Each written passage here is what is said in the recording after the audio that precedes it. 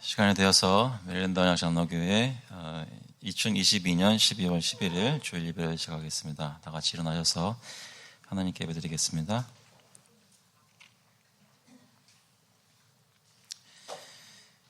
Your testimonies are wonderful, therefore my soul keeps them. The unfolding of your words gives light, it imparts understanding to the simple. 주의 증거들은 놀라움으로 내 영혼이 이를 지키나이다. 주의 말씀을 열면 빛이 비치어 우둔한 사람들을 깨닫게 하나이다. 하나님, 주님께서 저희를 깨닫게 해주시고 주님께 나올 때 빛을 보게 되는 귀한 예배 될 수 있도록 성령께서 오늘 인도하여 주시옵소서. 감사드리면서 예수 그리스도의 이름으로 기도합나이다. 아멘. 다 같이 찬송가 37장, 통일 찬송가도 37장입니다. 주 예수 이름 높이여. We'll sing hymn number 37. All hail the power of Jesus' name together.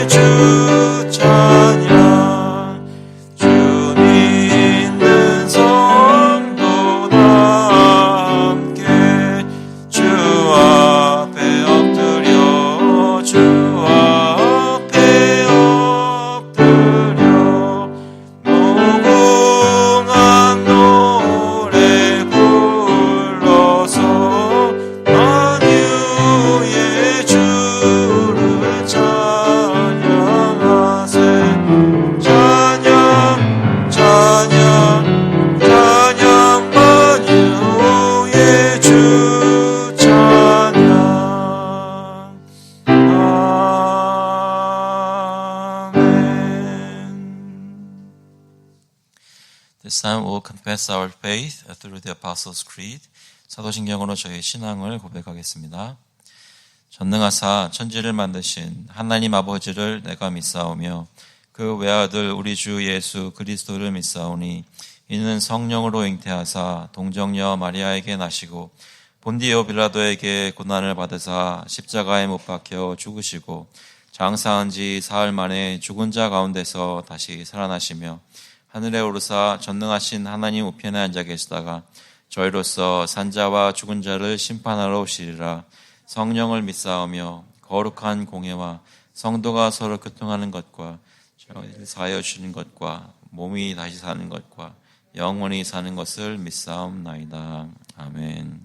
앉아주시기 바랍니다. 시간에 저희 죄를 고백하며 회개하는 기도를 하겠습니다. At this time, we'll confess our sins to the Lord as we look back in our past week. 같이 기도하실 때 하나님께 나와서 솔직하게 고백하시고 특별히 주님께서 저의 모든 죄를 십자가에서 그리스도의 보혈의 피로 용서해 주신 것 기억하시면서 간절하게 기도하겠습니다. 하나님 아버지, 주님께 나와서 예배 드리고 하나님 특별히 저의 마음을 내어놓고 주님께 아뢰 수 있게 하시니 감사합니다.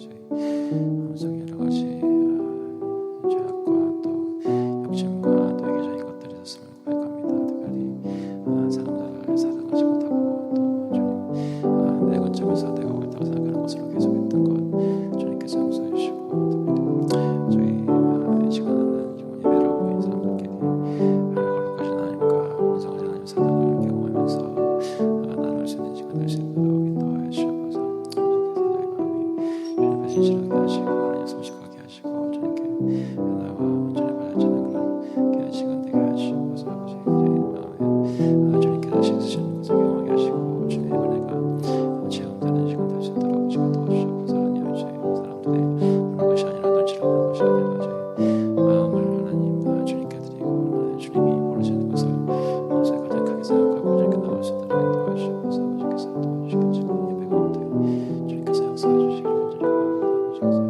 아버지께서 배우시겠을 것 경험할 수 있도록 아버지 도와주시면서 아버지 도와주시면서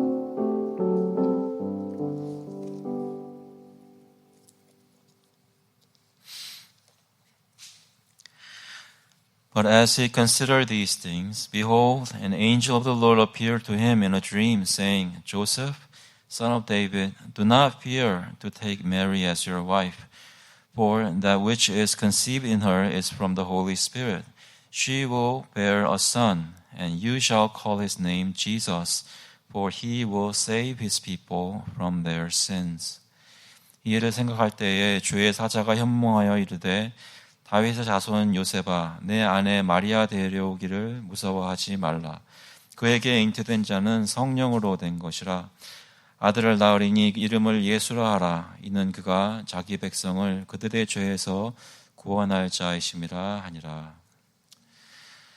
하나님 아버지, 저희를 죄에서 구원하시기 위해, 저희 죄를 용서하시기 위해 이 땅에 아들 되신 예수 그리스도를 보내어 주시니 감사합니다. 주님께서 약속하신 대로 그리스도께서 이 땅에 오셨고 그분을 저희로 믿게 하셔서 저희가 오늘 이 자리에 나와 하나님께 예배드릴 수 있는 줄로 믿습니다.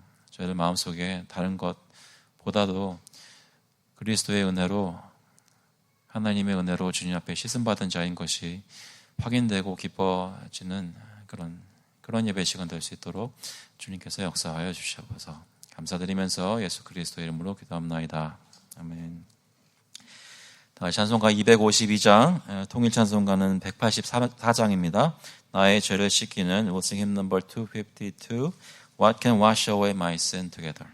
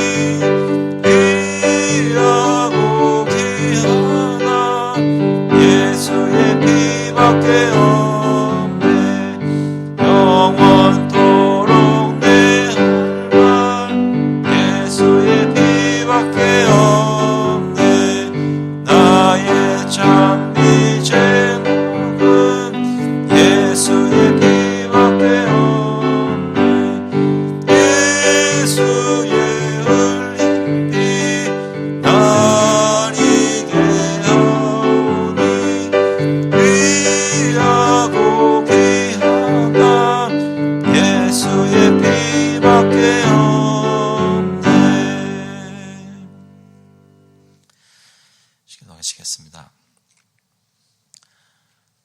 하나님 아버지, 저희 모든 사람들, 모든 교우들을 각자의 삶의 자리에서 이끄시다가 오늘 이 주일 아침에 주님께 모일 수 있도록 인도하시니 감사를 드립니다.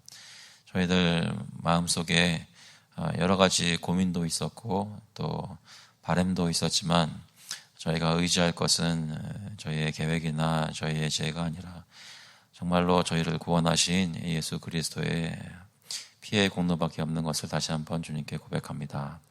아버지, 저희 마음을 다시 한번 붙잡아 주시고 한데 모아 주시고 주님께 드려지게 하여 주셔서 저희 예배드리는 모습이 저희가 어떻게 잘하느냐에 달려있는 것이 아니라 하나님께서 저희를 위해 어떤 은혜를 베풀어 주셨는지 그것에 초점을 맞추고 저희 마음이 주님의 은혜로 가득 찰 수 있도록 성령께서 이 시간 예배를 인도하여 주시기를 간절히 구합니다. 아버지, 각자의 삶 속에서 또 각 가정마다 주님께 간절히 기도하고 애쓰고 노력하는 것들도 있습니다. 주님께 기도하며 응답을 구하지만 저희 마음 먹고 또 원하는 대로 다 이루어지지 않아서 마음속에 안타까움도 많은 것이 사실입니다. 주님께서 저희를 불쌍히 보시고 저의 마음을 위로해 주셔서 하나님께서 신실하신 것을 저희 가정의 삶에서 또 교회의 삶에서 나타내어 주시기를 간절히 구합니다. 주님께서 인도하시는 것을 이 시간 다시 한번 보여주시고 아버지께 온전히 저의 마음을 드리고 신뢰할 수 있도록 인도하여 주시옵소서. 아버지께서 저희 각자의 삶 속에 저희 많이 부족한데도 불구하고 저희가 만날 수 있는 사람들 허락하시니 감사합니다. 저희 이웃들을 주시고 친구들 주시고 친척들 주시고 그 가운데 특별히 주님은 아직 알지 못하는 사람들 만나게 해주시니 감사합니다. 저희들 마음에 도전하시고 용기를 주셔서 예수 그리스도의 복음을 그들에게 입술로 또 행동으로 삶으로 증거하며 보여줄 수 있도록 주님 인도하여 주시옵소서. 저희 힘으로 그 증거의 일을 감당하는 것이 아니라 하나님께서 정말로 저희를 통해서 역사하셔서 저희 주변에 있는 사람들이 전도받을 수 있도록 주님 인도하여 주시옵소서. 아버지, 저희 이 커뮤니티를 위해서 계속 기도하며 하나님의 나라의 빛이 저희 교회를 통해서 비추어지기를 간절히 구합니다.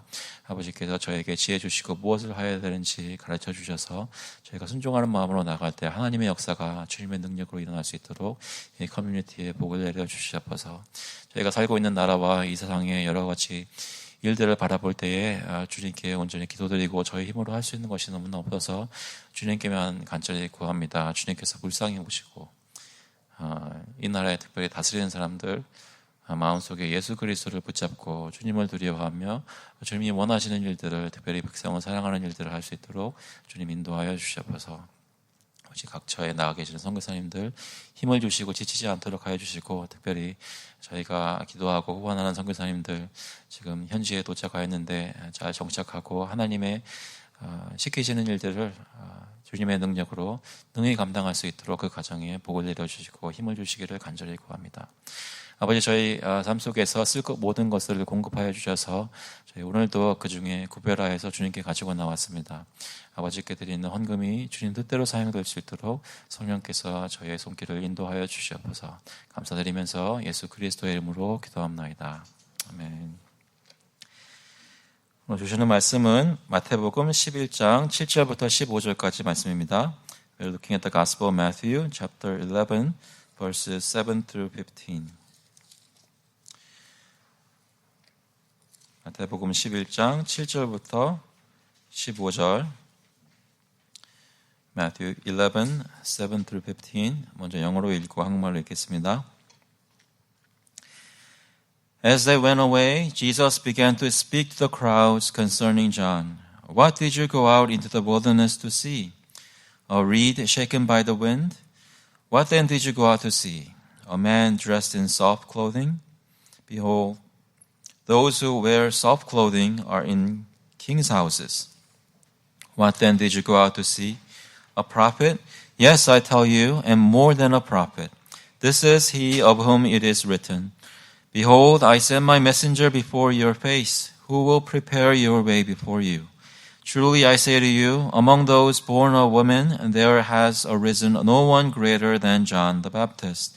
Yet the one who is least in the kingdom of heaven is greater than he. From the days of John the Baptist until now, the kingdom of heaven has suffered violence, and the violent take it by force. For all the prophets and the law prophesied until John, and if you are willing to accept it, he is Elijah who is to come. He who has ears to hear, let him hear. 그들이 떠남에 예수께서 무리에게 요한에 대하여 말씀하시되 너희가 무엇을 보려고 광야에 나갔더냐? 바람에 흔들리는 갈대냐? 그러면 너희가 무엇을 보려고 나갔더냐? 부드러운 옷 입은 사람이냐? 부드러운 옷을 입은 사람들은 왕궁에 있느니라. 그러면 너희가 어찌하여 나갔더냐? 선지자를 보기 위함이었더냐? 옳다. 내가 너희에게 이르노니 선지자보다 더 나은 자니라. 기록된 바 보라 내가 내 사자를 내 앞에 보내노니 그가 내 길을 내 앞에 준비하리라 하신 것이 이 사람에 대한 말씀이니라. 내가 진실로 너에게 말하노니 여자가 낳은 자 중에 세례 요한보다 큰 이가 일어남이 없도다. 그러나 천국에서는 극히 작은 자라도 그보다 크니라. 세례 요한의 때부터 지금까지 천국은 침노를 당하나니 침노하는 자는 빼앗느니라. 모든 선지자와 율법이 예언한 것은 요한까지니 만일 너희가 즐겨받을진대 오리라 한 엘리야가 곧 이 사람이니라. 귀 있는 자는 들을지어다. 아멘. 기도하시겠습니다. 하나님 아버지, 주님께서 이 시간 말씀해 주시고 마음속에 도전해 주시고 주님을 의지하여 주님 원하시는 대로 살아갈 수 있도록 성령께서 저희 마음을 변화시켜 주시옵소서. 감사드리면서 예수 그리스도의 이름으로 기도합나이다. 아멘. 여러분, 세상에 사는 사람들을 보면 각자 다양한 모습으로 사는데 어떤 사람들은 그 사는 모습이나 하는 말이나 행동이 이 시대를 대표하는 인물인 것처럼 보일 때가 있습니다. 이 시대의 풍조에 딱 알맞게 살아가는 사람들이 있습니다. 유행을 따라가는 것도 보면 어떤 분들은 그 시대의 유행에 적절하게 잘 맞추어서 따라갑니다. 여러분이 오늘 입으신 옷은 요즘 유행에 잘 맞는 것인가요? 아닐 수도 있겠죠. 어떤 분들은 유행에 뒤처지는 분들이 있습니다. 유행에 뒤처지는 분들이 있습니다. 그래서 이분을 보면 이 시대 사람 같지 않고 한 30년 전쯤 그때 사시는 사람 같은 모습일 때가 있습니다. 어떤 분들은 너무 앞서가기도 하시죠. 아무도 그렇게 입고 있지 않은데 먼저 가장 최신 따라가시고 푸시하시는 분들이 계십니다. 여러분은 어떤 모습인가요? 여러분은 여러분의 삶의 모습을 보면 지금 이 시대에 알맞은 모습으로 살고 있는 모습입니까? 뒤집어서 얘기하면 저희가 지금 사는 모습을 보면 다른 사람들이 보면 지금 우리가 살고 있는 시대가 어떤 시대인지 나타내어주는 모습으로 저희가 살고 있느냐는 말씀입니다. 단순히 옷 입는 거 문제가 아니라 삶을 사는 모습, 삶 속에 들어가 있는 생각들, 내가 왜 사는지 어떻게 사는지 이런 것들이 누가 여러분을 보면 우리가 사는 세상은 지금 이 시대는 이런 시대구나, 이 시점이구나, 이런 때이구나 깨닫게 만드는 그런 삶을 살고 계십니까? 오늘 본문에 나오는 세례 요한은 어떤 옷차림이었냐면 광야에서 낙타털옷을 입고 살았습니다. 낙타털옷을 입으신 분은 아마 아무도 없으실 것 같은데 저는 굳이 입고 싶지 않습니다. 그러니까 이게 무슨 밍크코트 같은 그런 것이 아니라 제대로 된 옷감이 없어 낙타털을 가지고 옷을 만들어 입는, 그러니까 가난한 사람의 모습으로 살았다는 것입니다. 무엇을 먹었습니까? 메뚜기와 꿀을 먹었습니다.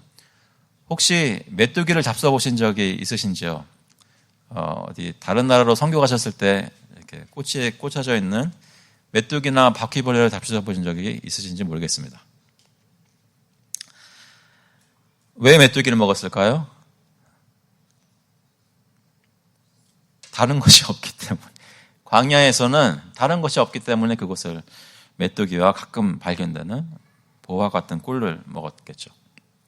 무슨 말입니까? 세례 요한은 자기 일신의 어떤 것을 돌아보는 그런 삶을 산 것이 아니었습니다. 오히려 극빈자의 모습으로 살았습니다. 왜 세례 요한은 광야까지 나가서 그렇게 살았을까요? 요한은 사람들에게 회개의 메시지를 선포하며 죄 씻음 받으라고 세례를 사람들에게 베풀었습니다. 그것이 바로 세례 요한이 하나님으로부터 부르심 받은 일이었습니다. 그 시대에 하나님께서 때가 딱 알맞았을 때 세례 요한이라는 사람을 보내시고 그 사람이 광야에 나가서 사람들에게 그 시대에 꼭 필요한 말씀을 하나님 말씀에 따라 전했다는 것입니다. 그리고 세례 요한이 그런 모습으로 광야에서 그렇게 말씀을 전하는 그 모습은 하나님께서 구약에 엘리야 선지자가 다시 올 것이라고 예언한 것에 성취로 그렇게 순종하며 살았습니다. 열왕기하 1장 8절의 말씀을 보시면 그들이 그에게 대답하되 그는 털이 많은 사람인데 허리에 가죽띠를 띠었더이다 하니 왕이 이르되 그는 디셉 사람 엘리야로다. 그러니까 세례 요한은 그 시대에 약속된 엘리야로서 그때 온 것이고 그런 모습으로 살았던 것입니다. 낙타털 옷을 입고 광야에서 살았던 것입니다. 오늘 세례 요한의 모습을 저희가 보고 묵상하면서 예수님께서 설명하신 걸 들으면서 우리는 어떤 시대에 살고 있는지 그런 것에 대해서 교훈받기를 원합니다. 오늘 본문을 보시면 7절에 이런 말씀이 있습니다. 7절에 그들이 떠남에 예수께서 무리에게 요한에 대하여 말씀하시되 너희가 무엇을 보려고 광야에 나갔더냐? 바람에 흔들리는 갈대냐? 그러면 너희가 무엇을 보려고 나갔더냐? 부드러운 옷 입은 사람이냐? 부드러운 옷을 입은 사람들은 왕궁에 있느니라. 예수님 먼저 요한이 어떤 것이 아닌지를 설명하십니다. 바람에 흔들리는 갈대냐? 에베소서 4장 14절에 보시면 이는 우리가 이제부터 어린아이가 되지 아니하여 사람의 속임수와 간사한 유혹에 빠져 온갖 교훈의 풍조에 밀려 요동하지 않게 하려 함이라. 믿음이 연약하고 사람들이 말하는 것에 귀가 솔깃해서 이리저리 흔들리는 모습을 얘기합니다. 바람에 흔들리는 갈대처럼 지조 없이 줏대 없이 사람들이 원하는 메시지를 마음대로 이랬다가 저랬다가 전하는 메시지가 요한의 메시지가 아니었습니다. 또한 요한은 부드러운 옷을 입은 사람이 아니었습니다. 부드러운 옷을 입은 사람은 왕궁에 있다고 합니다. 그 당시에 백성을 사랑으로 돌보지 않고 자신들만 챙겼던 그런 사람들이 자신의 우익을 구했던 그런 지도자들이 좋은 옷을 입으면서 살았던 것과는 정반대의 모습으로 낙타털 옷을 입으면서 하나님께 신실하기 위해서 자신의 모든 유익은 버렸던 세례 요한이었습니다. 그런 모습의 세례 요한에게 광야에 수많은 사람들이 나왔습니다. 마태복음 3장 5절에 보시면 이때에 예루살렘과 온 유대와 요단강 사방에서 다 그에게 나와 자기들의 죄를 자복하고 요단강에서 그에게 세례를 받더니 광야에 저희가 교회 건물을 지으면 어떻게 될까요? 광야교회라 그러면서 막 나올까요, 사람들이? 여기서 30분 이상 떨어지거나 50분 이상 떨어지면 여러분 쉽게 가시겠어요? 근데 이때 이 사람들은 수많은 사람들이 광야까지 나와서 세례 요한에게 나와서 그 메시지를 들었다고 합니다. 왜 갔을까요? 부드러운 옷 입은 것도 아니고 그들이 원하는 메시지를 전했던 것도 아닌데 그 사람에게 이렇게 많은 사람들이 몰렸던 이유가 뭡니까? 이 사람들은 세상적인 이유 때문에 자기가 잘 되기 위해서 어떤 유익을 구하기 위해서 이 사람한테 가면 듣는 메시지가 나의 삶을 더 윤택하게 하기 때문에 그것을 바라고 나간 것이 아니었습니다. 쉽게 말해 세상적인 복을 받으려고 나간 것이 아니란 말씀입니다. 한 가지 생각해 보게 되는 것은 우리는 왜 교회에 나옵니까? 사실 이 지역에 교회 많이 있지 않습니까? 왜 이 교회에 나오나요?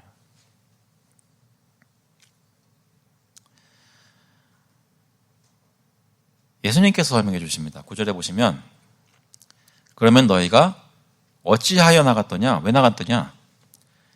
선지자를 보기 위함이었더냐? 옳다. 내가 너에게 이르노니 선지자보다 더 나은 자니라. 이스라엘 백성들이, 유대인들이 요한의 메시지를 소문으로 전해 들었을 때 무엇인가 그 마음에 깨달음이 있고 찔림이 있고 끌렸던 것입니다. 무엇에 대한? 이 사람이 진짜 하나님의 말씀을 전하는 선지자라는 생각을 가지게 된 것입니다.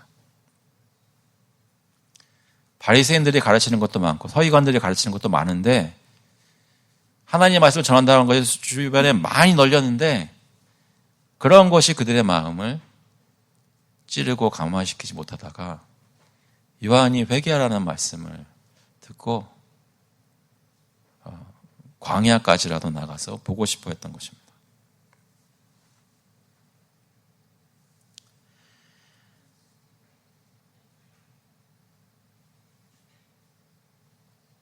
하나님의 말씀을 들으러 갔던 것입니다. 무슨 얘기입니까? 사람들은 하나님의 말씀이라면 주님이 마음속에 믿도록 하나님께서 사실전부터 작정하신 사람들은 광야라도 가서 그 말씀을 듣기를 원한다는 것이죠. 양심의 찔림을 경험하고 하나님께 엎드려 회개하는 자리에 나아가기를 원하는 무리가 있다는 것입니다. 이러한 세례 요한의 사역에 대해서 옛 선지자들은 이렇게 예언하였습니다. 말라기 3장 1절에 보니까 만군의 여호와가 이르노라 보라 내가 내 사자를 보내리니 그가 내 앞에서 길을 준비할 것이요 또 너희가 구하는 바 주가 갑자기 그의 성전에 임하시리니 곧 너희가 사모하는 바 언약의 사자가 임하실 것이라. 만군의 여호와께서 내가는 만군의 여호와신데 그분이 자신의 사자를 보내시는데 그가 내 앞에서 길을 준비할 것이요 했는데 오늘 본문에 보면 10절에 내가 내 사자를 내 앞에 보내리니 내 앞에 보내리니 그가 너의 길을 너의 앞에 준비하리라 하신 것이 이 사람에 대한 말씀이니라. 그렇게 예수님께서 인용하십니다.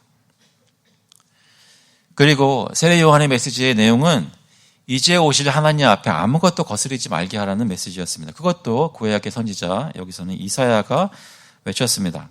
이사야서 40장 3절에 보시면 외치는 자의 소리여 이르되 너희는 광야에서 여호와의 길을 예비하라. 사막에서 우리 하나님의 대로를 평탄케 하라. 골짜기마다 도두어지며 산마다 언덕마다 낮아지며 고르지 아니한 곳이 평탄하게 되며 험한 곳이 평지가 될 것이요 여호와의 영광이 나타나고 모든 육체가 그것을 함께 보리라. 이는 여호와의 입이 말씀하셨느니라. 요한을 하나님께서 먼저 앞서 보내시고 약속하신 대로 주 여호와 하나님의 앞길과 대로를 준비하고 예비하고 평탄하게 하셨습니다. 다시 말해 하나님의 아들 성자 하나님이신 예수 그리스도를 맞을 준비를 세례 요한으로 하여금 하게 하셨다는 것입니다. 무엇이 그 준비인가요? 무엇이 평탄하게 하는 것이고 대로를 준비하는 것입니까? 그것은 회개하게 하는 것입니다. 하나님이 정말로 원하시는 것은 상한 심령입니다. 시편 51편에 보시면 17절에 하나님께서 구하시는 제사는 상한 심령이라 하나님이여 상하고 통회하는 마음을 주께서 멸시하지 아니하시리다 말씀하십니다. 예수 그리스도께서 오시기 전에 그 앞길을 평탄하게 해야 하는 세례 요한이 할 일은 무엇이었냐면 사람들에게 너희의 죄를 회개하라, 주님께 나와 엎드려 긍휼을 구하라 하는 그런 메시지였습니다. 우리는 오늘 어떤 마음으로 주님께 나왔습니까? 교회에 나왔을 때 여러 가지 모습으로 있는 그대로 나오실 수 있습니다. 나오셔야 합니다. 어떤 특별한 준비를 해서 꼭 나오셔야 되는 건 아닙니다. 하지만 이 자리에 나와서 예배를 시작하고 주님의 말씀을 들을 때 여러분 저희 모든 마음 가운데 일어나야 하는 작업은 무엇이냐면 주님 앞에 저의 마음이 평탄하게 뚫리는 것입니다. 무슨 말입니까?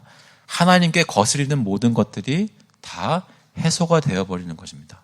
다시 말해 주님께 거역했던 저의 모든 죄를 주님께 고하고 주님의 긍휼을 구하는 회개라는 것이 저희에게 있어야 한다는 것입니다. 오늘 우리의 마음속에는 회개가 있습니까? 내가 정말 이것을 잘못했다고 하는 인정하는 것이 있습니까? 주님의 말씀에 비춰보니까 내가 이렇게 살면 안 되겠다고 하는 깨달음이 있으십니까? 그냥 눈앞에 있는 것 때문에 바쁘게 치여서 살다가 오늘 이 아침에 주님께 나와서 모든 것들을 스텝백해서 지켜볼 때, 내가 가는 곳은 이런 곳이 되어야 하는데, 내가 목표하고 향하는 곳은 이곳이 되어야 하는데, 내가 일주일 동안 산 것을 보니까 이러이러한 것들이 아니었구나 하고 주님께 나와 불쌍히 여겨주셔서라고 회개하는 모습이 있냐는 말씀입니다.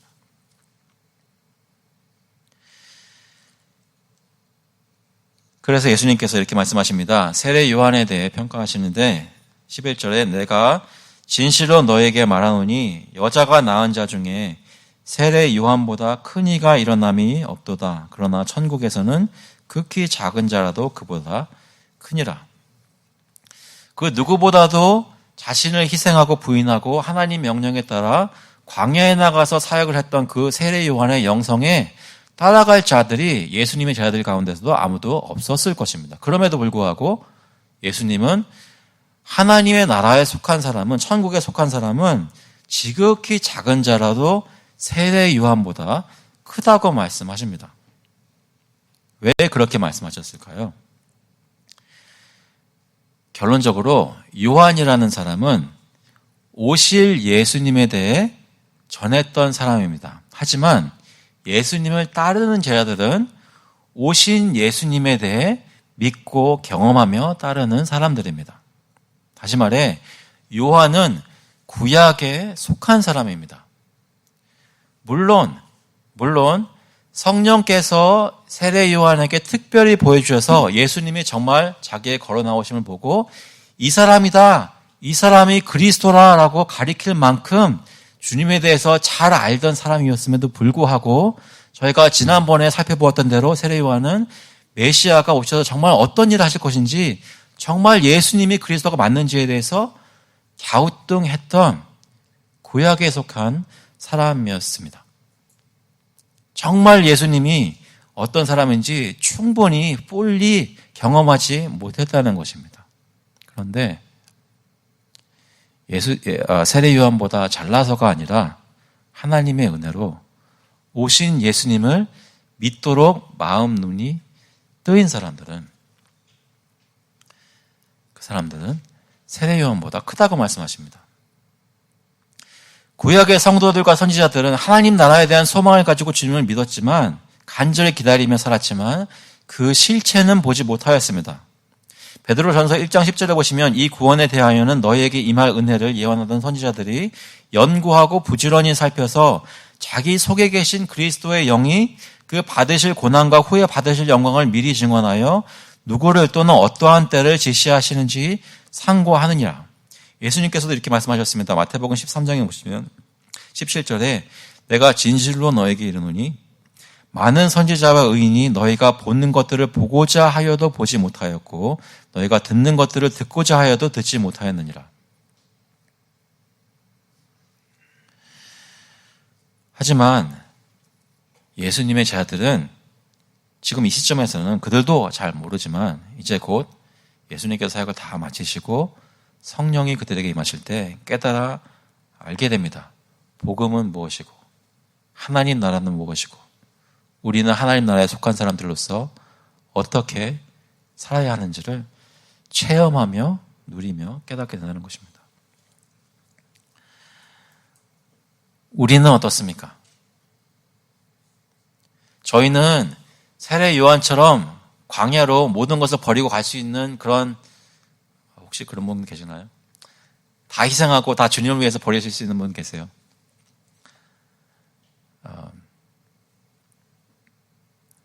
거기에 못 미칠 수 있습니다.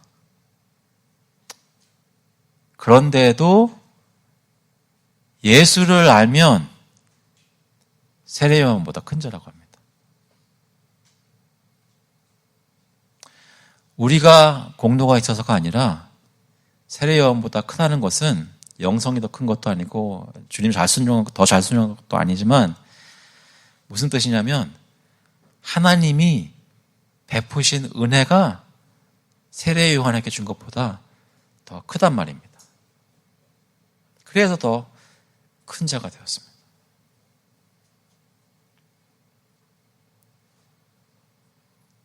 지금 이 시간에도 복음을 제대로 듣지 못하는 성도들도 교회에 앉아있는 교회들이 있습니다. 이상한 복음을 전하면서 다 용납해야 된다고 주님이 뭐라고 말씀하실 땐 상관없이 인간적인 기준으로 다 용납해야 된다고 사랑을 외치는 교회들 있습니다. 하지만 여러분, 저희는 복음을 듣고 깨닫고 다른 건 몰라도 예수 믿고 하나님 나라의 백성으로 사는 거라고 그런 얘기 여기 매주 합니다.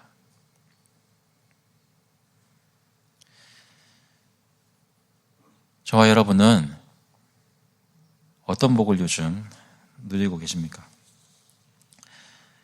12절에 보니까 이렇게 말씀합니다. 세례 요한의 때부터 지금까지 천국은 침노를 당하나니 침노하는 자는 빼앗느니라. 이 구절은 여러 가지 사실 해석에 논란이 있는 부분입니다. 그래서 침노를 당하나니 침노하는 자는 빼앗느니라는 말씀이 무슨 말인지 다르게 번역하시는 분들도 있습니다. 하지만 저희가 볼 때 이것은 무슨 말이냐면 여기 나와 있는 번역된 그대로입니다.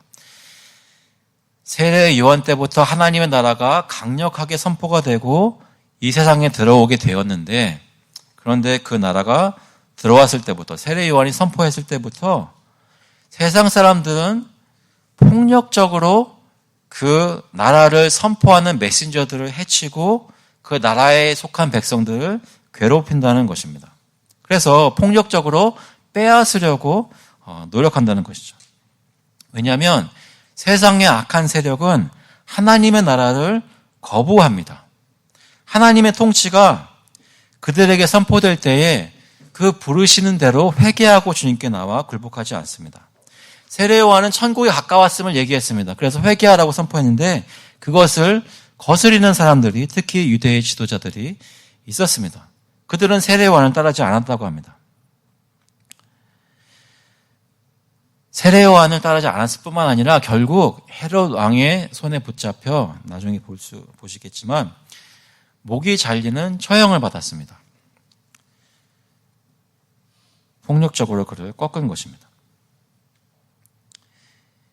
예수님도 천국이 가까이 왔고 이미 그를 통해 이 땅에 임자했음을 선포하셨습니다. 유대의 지도자들은 예수님을 해치려고 했고 결국 해쳤습니다. 십자가에 못 박았습니다. 화 있을진저 회개하라고 하시는 예수님의 명령에 순종하지 않고 부르심에 순복하지 않았습니다. 무슨 말입니까? 세상 사람들은 하나님 나라를 싫어하고 거부하고 하나님 나라에 속한 사람들을 치는데 세례 요한의 때에도 그랬고 예수님에게도 그랬고, 그 얘기는 무엇이냐면 주님을 따르는 우리에게도 지금 이 시대에도 그렇게 한다는 것입니다. 지금도 악한 세력은 교회를 핍박합니다. 예수님께서 이미 말씀하셨습니다. 요한복음 15장 19절에 보시면 너희가 세상에 속하였으면 세상이 자기의 것을 사랑할 것이나 너희는 세상에 속한 자가 아니요 도리어 내가 너희를 세상에서 택하였기 때문에 세상이 너희를 미워하느니라. 마치 어떤 사람들을 선동하는 영화에서 말하는 것처럼 저희들 위협받으라고 이 말씀을 드리는 것이 아니라 성경에 진짜 보니까 이 세상 사람들은 교회를 핍박한다고 되어 있습니다. 침노한다고 그랬습니다. 폭력으로 대한다고 그랬습니다. 저와 여러분이 정말로 하나님 나라의 백성으로 살려고 할 때 세상 사람은 여러분을 힘들게 할 것입니다.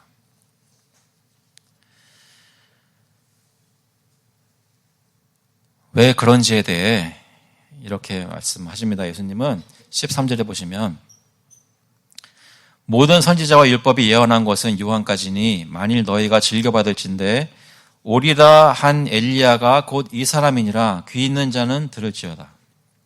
구약의 모든 율법과 선지자는 요한의 선포까지입니다. 요한이 선포한 그리스도의 오심으로 그 완성을 보게 됩니다. 세례 요한이 보여주는 것은 구약의 모든 말씀의 선포의 가르침은 그 목적은 오실 예수 그리스도를 가리키는 것에 있었습니다. 그러니까 구약의 가장 큰 자인 세례 요한이 가리킨 것은 결국 예수님이라는 것입니다. 그것을 단적으로 보여주는 것이 예수님 말씀하시는 대로 이 세례 요한이 바로 구약에서 말씀하였던 선지자 엘리야였다는 것입니다. 요한은 사실 자신이 엘리야가 아니라고 얘기를 합니다. 요한복음 1장 20절에 보시면 요한이 드러내어 말하고 숨기지 아니하니 드러내어 하는 말이 나는 그리스도가 아니라 한데 또 묻되 그러면 누구냐 내가 엘리야냐 이르되 나는 아니라 또 묻되 내가 그 선지자냐 대답하되 아니라.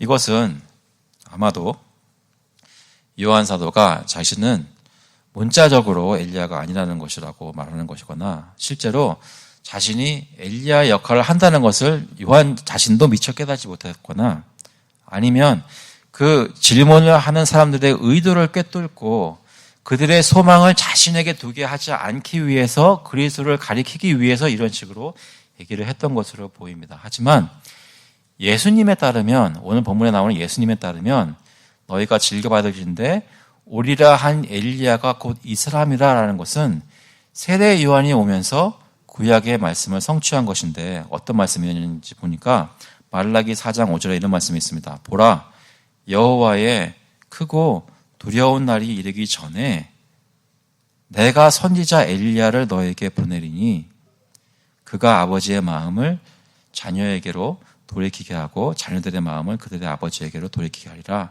돌이키지 아니하면 두렵건대 내가 와서 저주로 그 땅을 칠까 하노라 하시니라. 세례 요한이 엘리야라는 게 왜 중요해요? 엘리야가 오게 되면 그 때가 어느 때인지 보여주기 때문입니다. 그 때는 어느 때라 그랬어요? 보라 여호와의 크고 두려운 날이 이르기 전에 내가 선지자 엘리야를 너에게 보내리니. 무슨 말입니까? 세례 요한이 엘리야로 왔다는 사실은 여호와의 크고 두려운 날이 왔다는 것입니다. 언제요? 2000년 전에 왔다는 것입니다. 지금 저희가 살고 있는 날은 하나님이 몇 천 년 동안 말씀하셨던 심판날이라는 것입니다. 심판날이 지금 눈앞에 다가왔다는 것입니다. 마지막 때가 되었다는 것입니다. 모든 약속이 다 성취가 되는 때가 지금이라는 것입니다. 지금 회개하지 않으면 나무가 도끼에 찍혀 넘어지는 것처럼 그런 무서운 일들이 사람들에게 닥칠 것이기 때문에 요한이 회개하라고 선포한 것입니다. 마태복음 3장 7절에 보니까 요한이 많은 바리새인들과 사두개인들이 세례 베푸는데 오는 것을 보고 이르되 독사의 자식들아 누가 너희를 가르쳐 임박한 진노를 피하라 하더냐. 그러므로 회개에 합당한 열매를 맺고 속으로 아브라함이 우리의 조상이라고 생각하지 말라. 내가 너희에게 이르노니 하나님이 능히 이 돌들로도 아브라함의 자손이 되게 하시리라. 이미 도끼가 나무 뿌리에 놓였으니 좋은 열매를 맺지 아니하는 나무마다 찍혀 불에 던져지리라. 15절에 귀 있는 자는 들을지어다. 깨닫을 수 있는 귀를 가졌다는 것은 무엇을 깨닫는 것이냐 하면 바로 이때가 회개할 때이며 지금 내가 회개해서 주님께 나와야 할 때를 듣고 마음속에 이해하고 받아들이는 것이 바로 들을 귀가 있는 것입니다. 하나님의 심판날과 하나님의 나라가 이미 이 세상에 도래했다는 것을 깨달으며 지금 주님께 나와 예수님을 주로 고백하고 마음을 회개하고 주님께 돌아서는 것입니다. 세례 요한이 선포했던 예수 그리스도를 바라보고 그 안에서 이제는 하나님 나라의 백성으로 살 때가 왔다는 것입니다. 그렇다면 말씀하시겠습니다. 세례 요한이 전했던 그리스도는 어떤 삶을 살았습니까? 세례 요한은 광야에서 낙타털옷을 입고 메뚜기를 먹고 석청을 먹으며 아무것도 그러니까 다 포기하고 사람들에게 그 메시지를 전했는데 그분이 전했던 예수님이라는 분은 어떻게 살았습니까? 마태복음 8장 20절에 예수께서 이르시되 여우도 굴이 있고 공중에 새도 거처가 있을 때 인자는 머리 둘 곳이 없다 하시더라. 오해 말고 들으십시오. 저희 다음 달 어떻게 될지 모르는 그런 가정도 아마 있을 것입니다. 어떻게 살지 걱정되시는 분도 있을 것입니다. 그런데 그때 굳이 위로를 원하신다면 예수님을 기억해 보십시오. 예수님은 머리 둘 곳이 없었습니다. 여기서 오해가 있어서 안 되는 부분이 뭐냐면 열심히 일해서 돈 열심히 벌고 주님께서 공급하시는 것을 따라 가족들 부양하십시오. 그런데 누가 내 마음속 깊숙이 들어와서 찌르면서 물으면 나의 대답이나 나의 걱정은 다음 달 내가 살 곳이 아니라는 거지.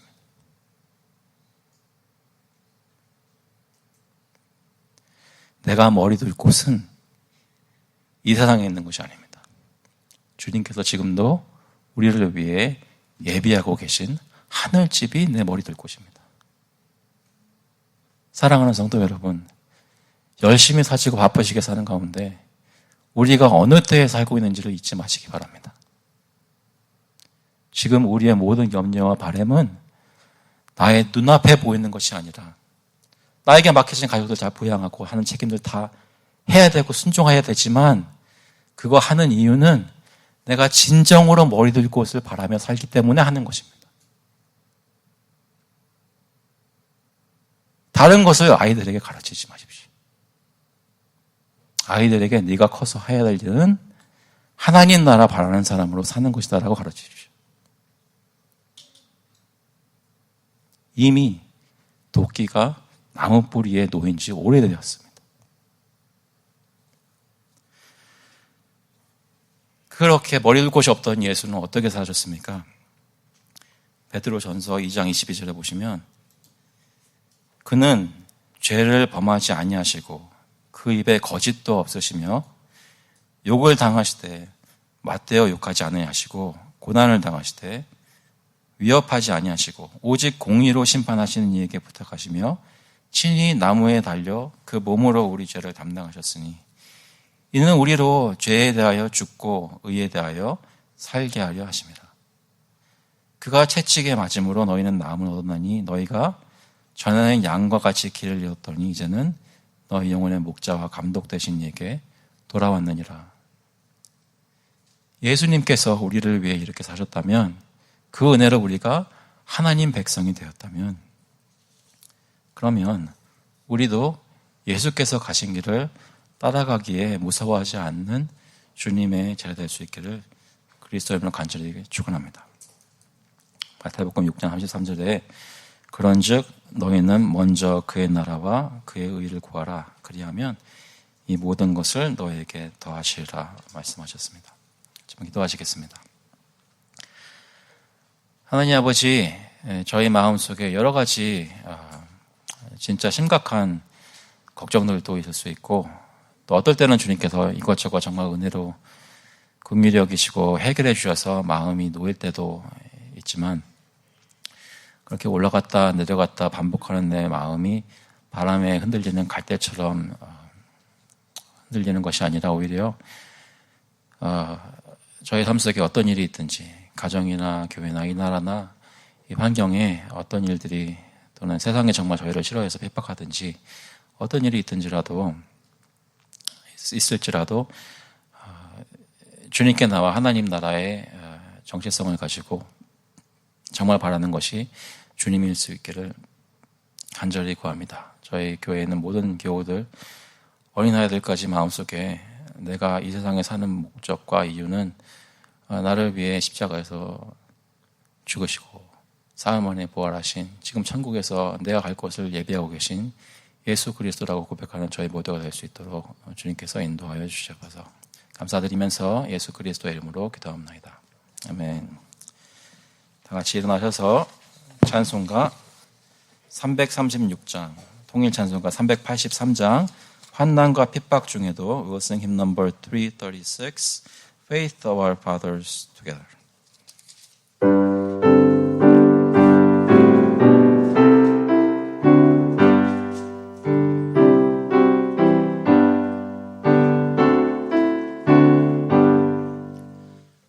환난과 핍박 중에도 성도는 신앙 지켰네. 이 신앙 생각할 때에 기쁨이 충만하도다. 성도의 신앙 따라서 죽도록 충성하겠네. 옥중에 매인 성도나 양심은 자유하던데 우리도 고난 받으면 죽어도 영광 되도다. 성도의 신앙 따라서 죽도록 충성하겠네. 성도의 신앙 본받아 원수도 사랑하겠네. 인자 너의 행실로 이 신앙 전파하리라. 성도의 신앙 따라서 죽도록 충성하겠네.